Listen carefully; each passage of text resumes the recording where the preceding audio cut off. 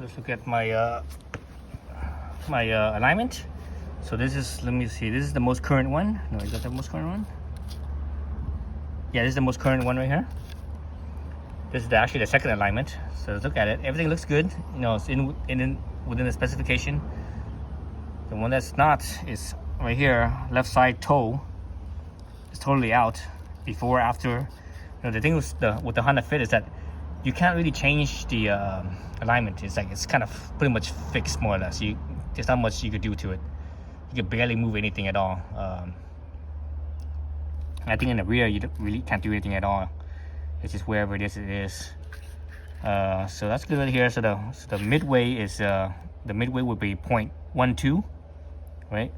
The spec is 0 to 0.24, so the midway would be 0.12. Right now I'm at 0.32. So if I take off if I go down 0.2, it would be 0.12. It would be perfect. So that's what my shim is. My shim is 0.2 degrees. So this is more recently. Let's look at the mileage. So 80,400 miles, right? So more recently, just a few days ago. Let's look at the last time I did an alignment. The last time I did an alignment was at 3 years ago. At 53,000 miles. So basically, about 30,000 miles later. If you look at the numbers, they're all pretty much more or less the same, except for the rear driver's side toe. So it's always been off. Everything else is, you know, fits within spec for the most part, give or take, all within the spec range. So anyways, so that's why I'm gonna put it in a alignment shim. So I'm gonna give it some negative toe, so that way it could drop down to 0.12 to be right in the middle of the specification, and it will be perfect. So now it's too much, it's too high, right? It's past specification by 0.8. It's even not 0.8, 0.08 degrees. So yeah, all right. So I'm gonna be doing the alignment, or not the alignment, but the shim in a moment.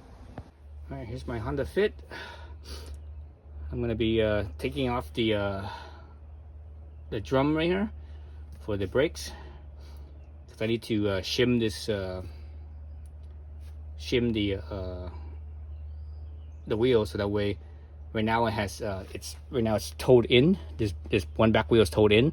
I need to bring the toe out a little bit by only 0.2 degrees, so not much. So let's take this off first. So I obviously have the wheel off, the back, or the car's up. So right now it's not moving. So I'm just gonna tap it real fast, the mallet, kind of break it loose a little bit. Still not moving. And looking back here, I don't see any. Look in the back, I don't see any bolts. Alright, let's look in the back. There's no bolts back there, right? So there's nothing back there holding it, not that I know of. So everything's being held by the front side. Yeah,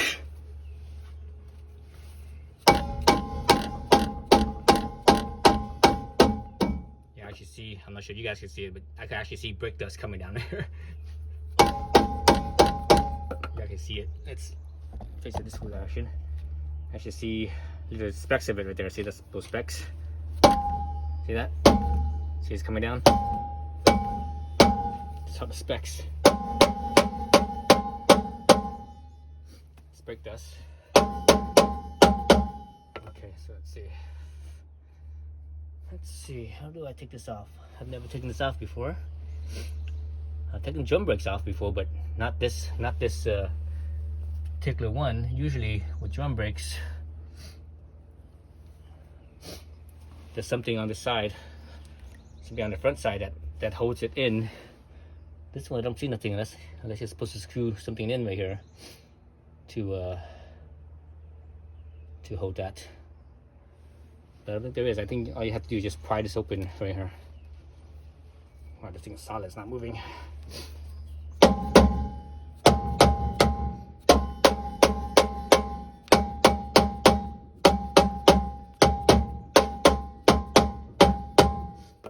So I'm hitting it with the mallet to kind of loosen up everything, just get this whatever's, you know, over, you know, this is a 2015, right? 2015, and it's 2023 right now, so it's been 8 years, over 8 years actually.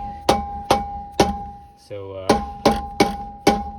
and it has 80,000 miles, and I think 80,500, 600, something like that. So about 80,000 and a half miles. So everything's gonna be, you know, kind of stuck in there, and it's obviously it's spinning freely. There's no I don't feel any resistance.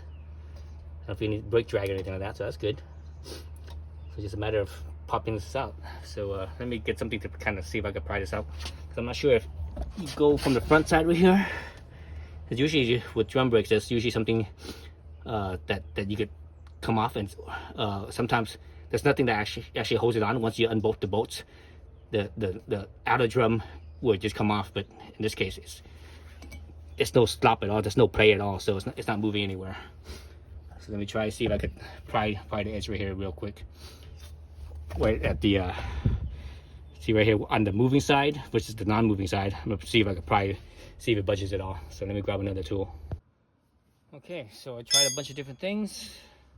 I even tried this pulley, and I couldn't get the pulley to grab. So I just took a mallet and I just kept on hitting right here. Kept on hitting right here, and all of a sudden it just popped off, like so. So I guess I just need to hit it some more. So anyways, okay, so now we just need to take this off. All right, so there's the inside. And I actually, I want to brush all the rust off right here, right? Brush all the rust off. It's a good idea to brush the rust off on the inside as well. Anywhere where there's an interface. So here, this interface is the wheel, right? The wheel interface right here. The drum interface to the hub interface right here. So brush all that stuff off. You know, when everything's still clean and dry, so it's easy to brush off. Again, it's just rust basically, but you know, rust expands. So that's the problem with rust.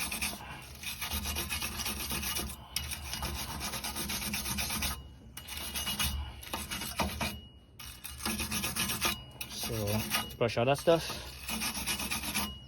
All right. On the interface.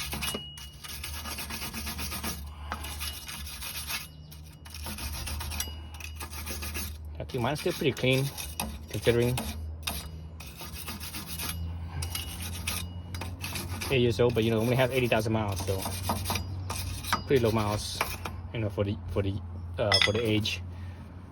Okay, so I guess I need to brush the inside part too, down in here as well.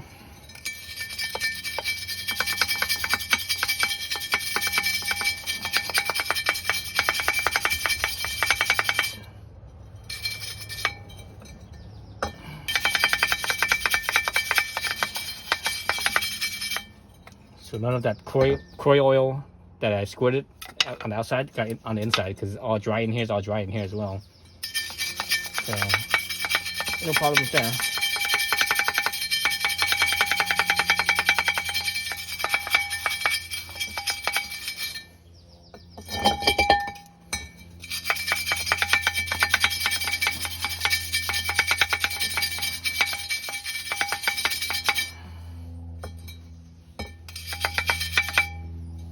Okay. So before I continue, I'll get some brake cleaner and I'm going to just spray this down just to kind of clean it up a little bit. I suppose I don't really need to do this. It's still pretty clean, but let's see. Well, you know what? I'm not going to do it. It's still pretty clean. I'm not too concerned about it.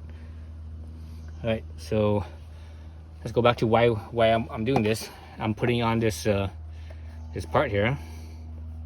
There's a part number. All right. So what this is a shim. Because remember I have mentioned the toe. It was towed in. So basically it's going inwards like that. Right? It has a positive toe. Positive toe means it's pointing inwards. Negative toe means it's pointing outwards. So since it's positive, it's pointing inwards. I'm gonna put this shim in here, so that way it brings it out a little bit. And on the shim itself, it's pretty easy to, you can see it says negative, positive. So negative pointing forward like that, positive. If you want it to be positive, then you make it so that way the positive is pointing forward. And you actually kind of see it too. If you look at the thickness right here, the thickness right here on the positive side is thinner, and on the negative side it's actually thicker. You can actually see it. There's a difference in visually seeing it. If you have old eyes, you might not be able to see that, but younger eyes should be able to see it. I could barely see it, but I guess I could see it though. I could actually feel it too. I can feel it right here if I just go on and off right here, which is over here. I can actually feel there's a little bit of a thicker feel to it on this side. So it doesn't matter if you're like this or like this, as long as the negative side, the thicker side is on the forward, that means negative, that means it's going to bring it out. So either side doesn't matter. I'm just going to leave it. I'm actually going to leave it so that way you could actually see the number, the degree. So when you put it in here, you actually see the angle. So anyways, to the next spot, I need to take off 4 bolts. There's a bolt right here, up on top right over here, and the front side one right there, and one down right here. So I think those like I'm not sure if it's a 12 or 14 millimeter. Let's look at this. Let me see. This is a 16, so that's pretty sloppy. So I think it's probably a 12. All right, so I'll be back with some more tools. Okay, so I got my 14, a deep socket, so I can reach in there, or you could use an extension. So I have it just right there. It's sort of in the way, sort of not, the lug nuts, but I think I have enough space. Let's see how hard this is. It shouldn't be too hard because it's only a 14. So yeah, so turn. So yeah, so it wasn't that hard. Some people would just put an impact on this or some kind of a power tool. I like to turn it by hand just because I can have a feel for it, and I could kind of tell how tight it is too when I turn it by hand. When I loosen it up, so later on when I tighten it up, I know how much to tighten it. So feeling this doesn't feel that much. It feels like it's only like it feels like it's like, oh, I don't know, maybe like 40 foot-pounds or something like that, 45 at the most. Not too much. Oops. Should get an extension just so I could ratchet this out real easy, or real fast, I should say. So yeah, let me go get an extension so that way it's a little faster. All right, got my extension, so it's a little faster. So everything here is pretty clean. There's no rust in here. It's just brake dust. That's no big deal. So threads, pretty clean.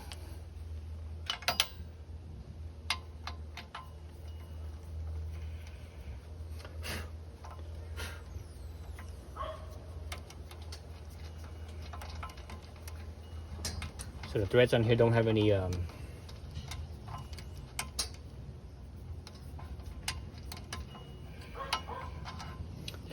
thread locker on here. I don't see a thread locker, so that's good. Good to know.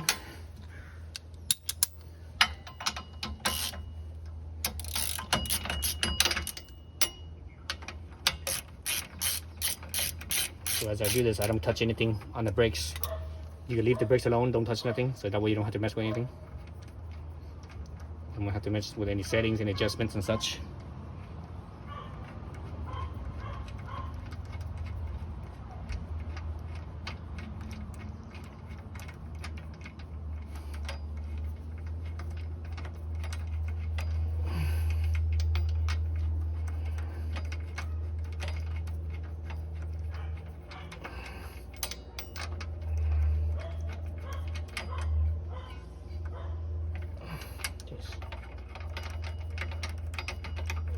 Should be out by now. It's stuck in there. There we go.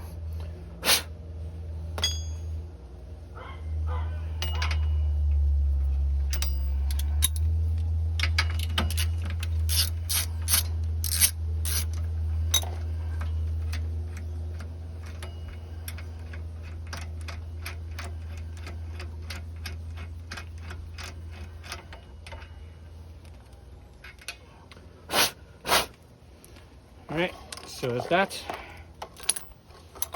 So now basically you just have to kind of move this over. So move all my tools over a little bit. Let's make space for the camera. Okay, let's move it in this way so I can see this. I'm just gonna move this a little bit right here, and you actually see it. You see the brake line right here, so be mindful of that. I should actually unclip it. Let's see what do I need to do besides this right here. Oh, you know what? It's the right here. This is the e-brake. I have the e-brake in there. It's being hung up right here. I think this is the e-brake. So this is the hydraulic brake right here. No, actually the e-brake is down on the bottom. The e-brake wire is on the bottom. Down right here. This right here is electrical wire. Some type of sensor, probably ABS, I'm guessing. Yeah, I guess it's the ABS sensor. Let's see. I can't see anything on this side. Let's see if I can pull this to this. Nope. This big one. This part right here is blocking this from sliding back. So I'll put it. Maybe push it inwards. Or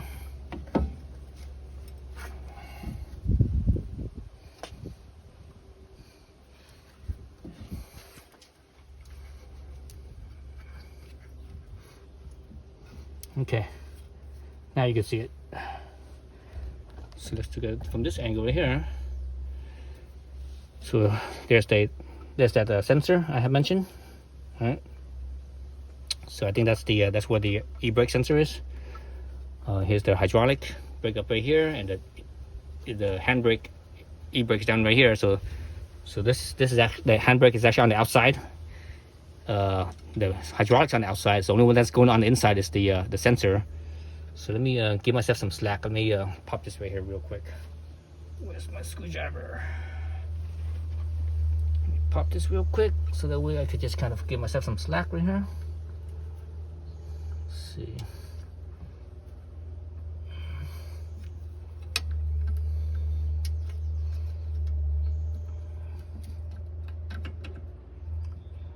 I'm using the wrong screwdriver. This one's too big. Let me go get the smaller screwdriver. So come my little screwdriver here, so I could pop that wire harness off here. Actually, let me pop it off from the underside. That's probably easier. There we go. So there's the underside. I popped it off from the underside. So give myself a little bit more slack right here. So that looks like a 10mm right there. Yeah, that's a 10mm. So again, I think that's the ABS sensor. So the reason why you need to take it off is you need to put the shim, right? This round part right here has to go into right here. Now, one thing you could do, and this is kind of a hack, and I don't recommend this, but it's a possibility. One thing you do is you see how this is. Oops, you see how this is. How this is, right? You could cut right here. You cut right here and just slip it over, and hopefully that works, because it's being held by the full bolts right here, so it shouldn't really move. But potentially, when you cut it, this two right here could potentially move and separate, and that could potentially cause you problems. So I don't recommend that. But that's a possibility. I'm just putting it out there. That's all I'm saying. But I'm not going to do that. I'm just going to take off that 10mm. So I need an open box wrench, not a box wrench, but an open wrench for that. So I need to go get that as well. All right. So I also got a little brush right here, so I can brush the interface between right here and the hub itself, because there is a little bit of dirtiness and corrosion on that interface. But let me bust this part open first. Let's see. Let me get the box wrench in there. Oh, it's not a 10. Is it a 10 or is it a 12? Let's see. Oh, it is a 12. Is this a 10? Oh, this is a 9. Oh, no wonder why it didn't fit. The heck? How the hell did I grab a 9 and not a 10? Let me use my socket box wrench, ratcheting one. That should work. Oh, yep, that works. That's easier actually. A little easier, a little faster right there.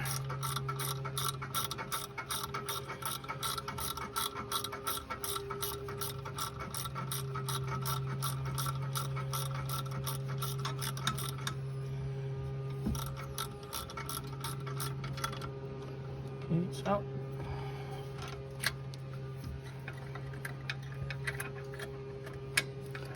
So it's out. Try to get that wrench out. Oh shoot, the wrench is kind of stuck in there. Let's get this and just kind of clean off the surface, the interface right here. It's mostly clean. It's not too bad. It's only spots here and there where it's a little bit dirtiness. Probably water, a little water in here, just slightly, not too much water. So let me get my little wrench out. Let's see. Still stuck on the bolt head. There it is. There it goes. Now I'll get a little bit more space for my brush. Again, I'm just brushing the interface. So when I put everything in, everything's nice and flat and flush. You don't have dirtiness that causes a different gap than it's supposed to be. All right. So always a good idea to do that.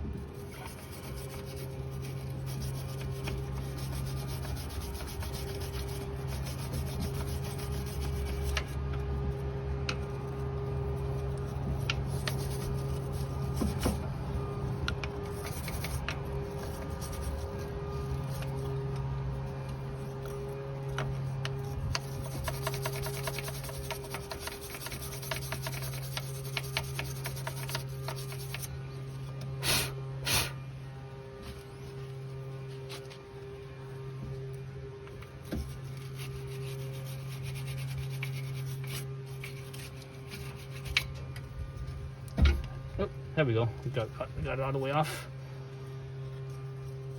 So actually, let me show you the interface. See that? How it's supposed to be clean. Around the brown area, you see the rust right there. So we don't really worry too much about that. I'm worried about the interface. That way it's nice and smooth and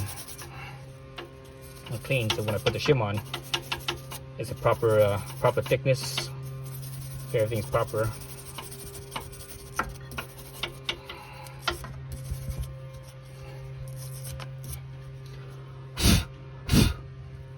You see the sensor, that's the ABS sensor right there, right? The ABS sensor, that's my little nut on my little bolt right here. Oops, that's my little bolt. And there's the ABS sensor. And you can see this little thing right here, it goes into, on this side, it goes into the little hole right here. Because when the hub spins over here, the hub is spinning, right? The hub is spinning, and there's this thing that spins inside there, and you get, so that way the car know that it's spinning properly. And I still have my thumb on here because I'm supporting. I don't want to put the weight on the brake lines, so I'm still supporting it for the most part. So I want to clean the mating surface on this side too, as well. This side is actually really clean too. But this side is painted. Well, actually, I guess both sides is painted. There's not really any rust on it. The only part that's rusty is the spot that's not painted.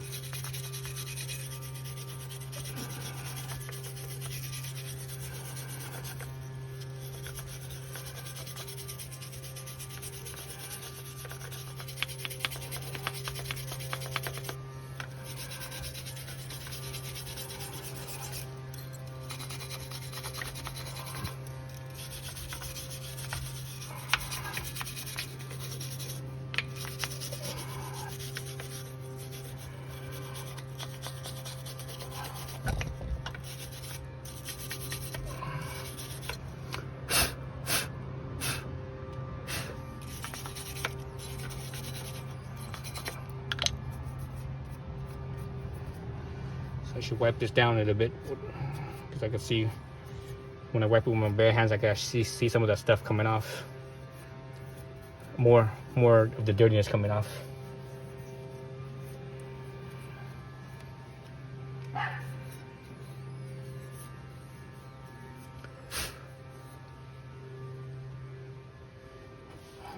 Brush the rest on the inside right here as well, on this inside.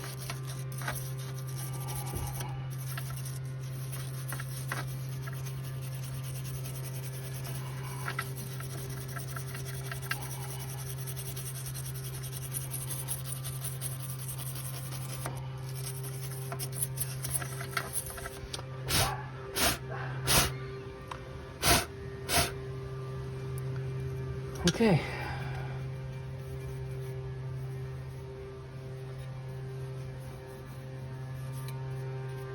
So everything's clean there.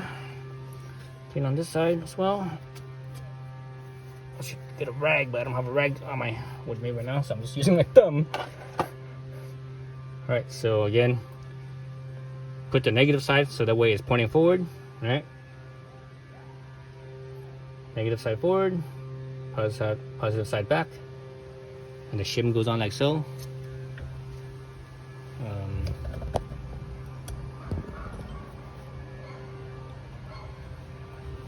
Alright, the shim goes on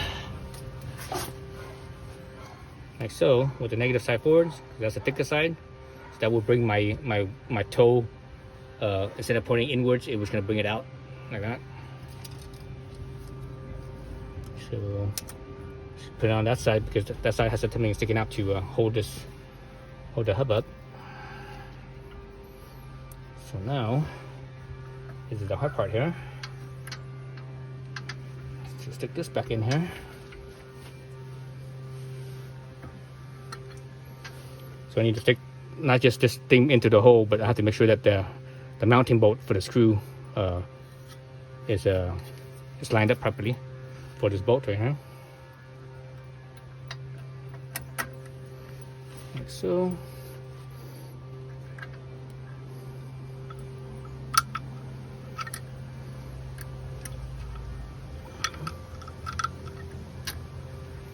And this would definitely help with the second hand, or someone holding up the rotor, because I'm still using one hand to hold the rotor, so it's kind of hard to do this.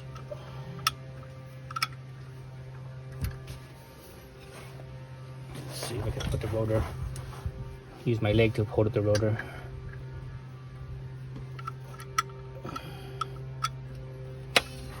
Oh.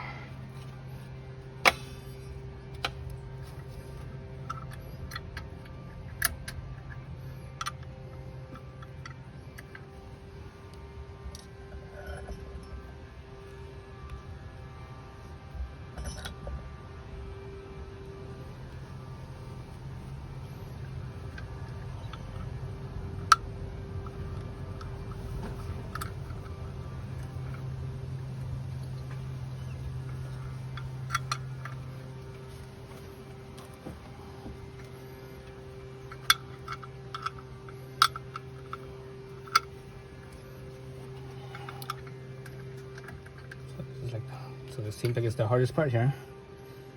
Let me unclip right here a little bit, so I give myself, oh, there we go. So I just unclipped earlier for the back right here to give myself more room here, so that made a big difference. Okay, now we can slip it in like so. Slip the sensor into the hole, turn my bolt in place. There's my box wrench here, 10mm box wrench.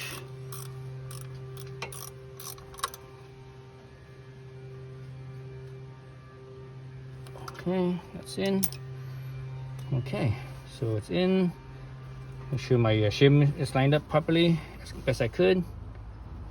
Kind of stick this back in the hole right there. So this part of the hub, you see, it's the center of the hub is separate from the brakes here, so you can see that. So be mindful of that. Gotta wiggle it in a little bit. Wiggle the hub. Wiggle. Oh, right there. It was hung up right here. Wiggle. Okay. So it's going in. Mostly. Make sure the brake is lined up though. So this looks like it's lined up. It's kind of hard to tell. I can't see anything. It's all so dark in here.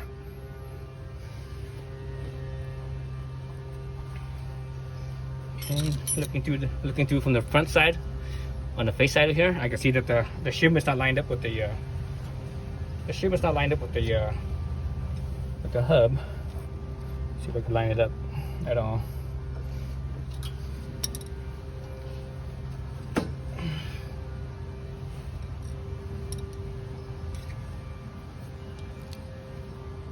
Okay, so the hub is not lined up. The hub wasn't lined up.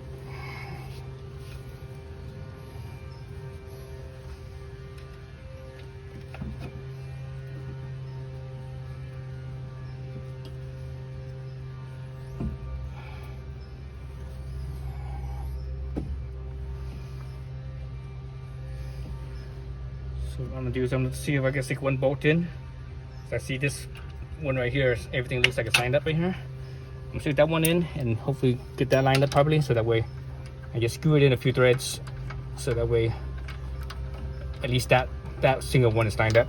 Okay, I'm gonna get the opposite corner. I think the opposite corner is not quite lined up either, but it's close.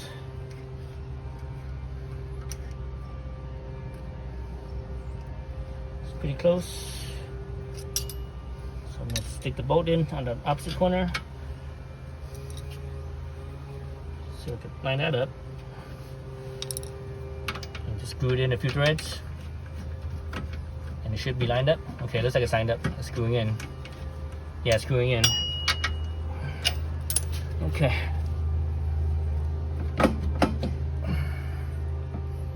Okay, so let me try the other 4 bolts now.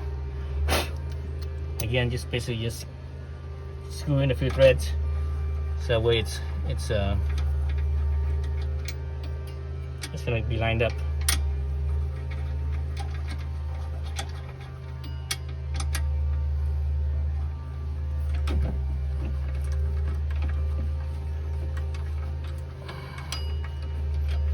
That one's in for sure. This one's in for sure. This bottom one is not sure if it's in for sure or not. Nope, it's not. Okay, that one's in for sure. So this last one here should go in nice and straight. Okay, that one's in for sure as well. Okay, so looks like I got all of them in. Everything's in for sure. You can see, you know, on the back side, got my ABS sensor cable here. Everything's in, it's all lined up, everything. So let's look back to the front side now. So my 4 bolts are lined up. So turn them each a little bit at a time, making sure that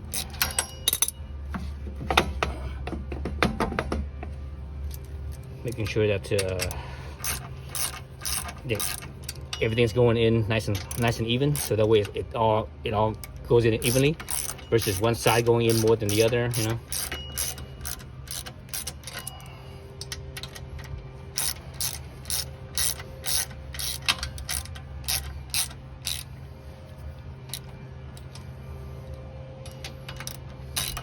See, the thing with this car, this fit, is that it doesn't really have adjustable. You know, the alignment is not really adjustable. It's like there's nothing you could really do. It's just kind of like it is what it is. You could loosen like the suspension bolts and kind of wiggle things around, but that's about all you can do. There's no real adjustment on this car. The camber is not really adjustable. Even the toe is not really adjustable. I mean, it's kind of everything's just kind of fixed, you know. So kind of whatever from the factory, however it came from the factory, is kind of how it is. So that's how most modern cars are now. They don't really make it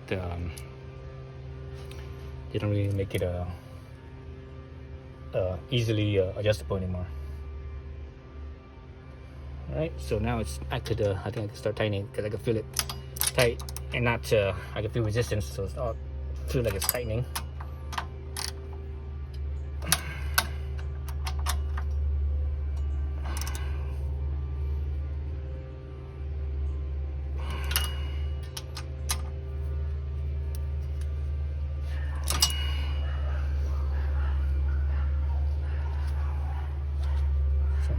I'm eyeballing the backside here. I'm eyeballing the backside. I'm looking at the spacer weight in here, where I put the shim. It's kind of dark, so I can't really see anything. Let me grab a flashlight and see if I could shine a light in there and see what's going on. But let me tighten it up first real quick.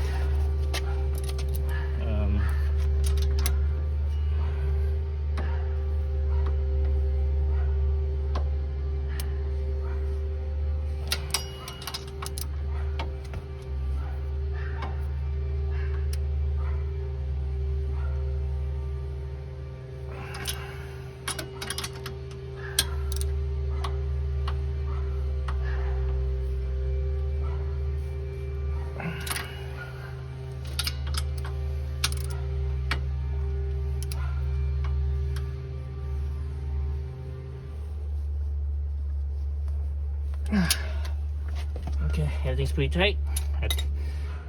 I'm confident that everything holds. Again, these bolts, they weren't that tight to begin with. I think they were only like maybe like 35-40 foot-pounds, maybe 45. Again, it's only a 14 millimeter head, so 14 millimeters, it's not that tight. Okay, so let me go grab a flashlight and shine in there so we both see what's going on. All right, so let me shine a flashlight in there. You really can't tell, but you can see a little bit of a gap right there. So that's the shim right there.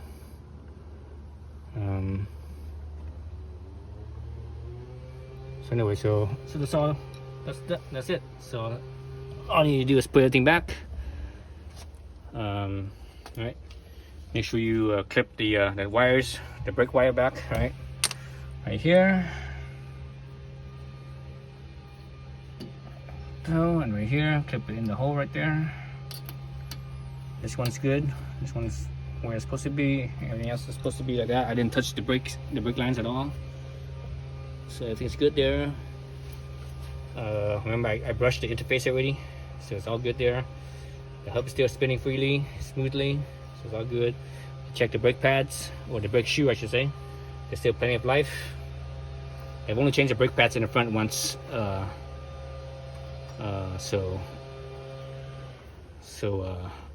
It's usually for every front you change once or twice. Change the front twice, is the back once. So there's plenty of life left in this one. And that's it. I already tightened it down, so I'm good there.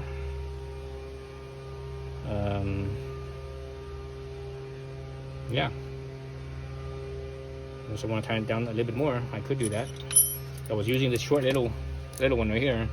Let me use my longer one. So this long one is the one that I used to loosen it. So you can see it's like about 1.25 inches, maybe 1.5 inches longer. So let me use that one instead to tighten it up. Actually, what I should do is I should put my torque wrench on here. But I actually don't know what the torque spec is. Actually, let's look at this thing. See if they give you a torque spec on here or not. Let's see.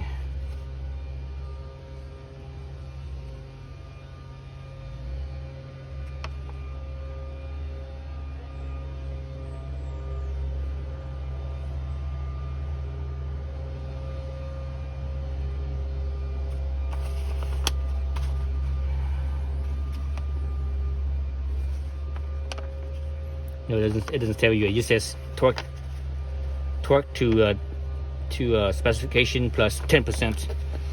So I don't know what the specification is. So it doesn't really say. I should use a torque wrench because this is the important part. So let me go get my torque wrench. Let me use a torque wrench. I got my torque wrench here. I set it at 40 foot-pounds. It might be more. I'm not sure. Let me feel 40 foot-pounds. See what it feels like. So when I tighten it with my regular wrench, it felt okay. It felt at the right amount. But let me see if how this one feels. Okay, so I think I torqued it more than 40 foot-pounds. So it was 43. So with the other wrench, I think I torqued it more than 40. Let me go up to 45 and see what happens. See how it feels. So I usually have a very good feel for this stuff. Yeah, so it looks like I torqued even more than 45. Maybe even 50. I think I'm gonna stop at 50. Okay, so I was somewhere between 45 and 50.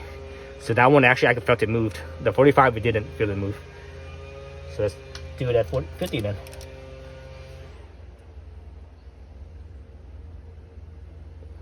Well, that one moved a lot.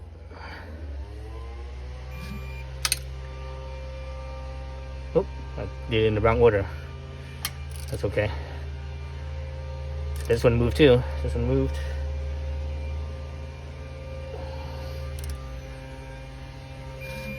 Okay. 50, 50, and 50 here as well. Okay. So these two were tighter than these other two. I can feel it. So these two right here didn't really move much, but these two moved quite a bit more. So I think these two I had it somewhere between 45 and 50. And these other two I probably had it somewhere around 40-ish. double check here. Okay, 50, 50,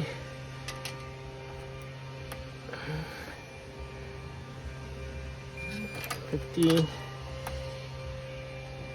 50. All right, so I'm gonna call that good. It's all nice and even. Set at 50, so we should be good. I think 50 is probably tighter than when I loosened it up. When I loosened it up, it didn't feel like it was 50. It felt less. It felt like 40, maybe 45 at the most. But anyways,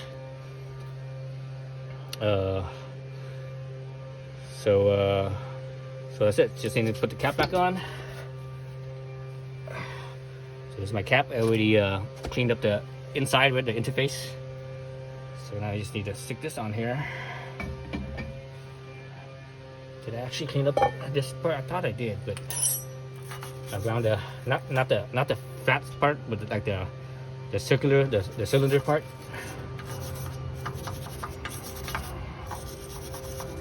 So that way in the future it won't. When I have to take off this drum, it won't be as hard as this time was, because this time was pounded quite a bit. Pounded the drum quite a bit to pop it off. Again, the reason why it was stuck is because it's mainly the rust. Rust, you know, rust expands. When steel rusts, it expands. So that's why it got stuck like that.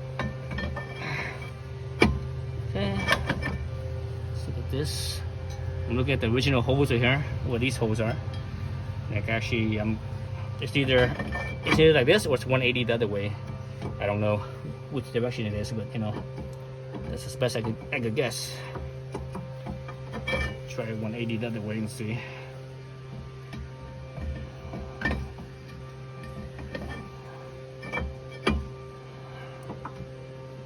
So yeah, same thing. Doesn't feel any difference. Anyways, so that's it. So now I just put my wheel back on and torque the wheel down to 80 foot-pounds, and I'm done. All right, thanks for watching.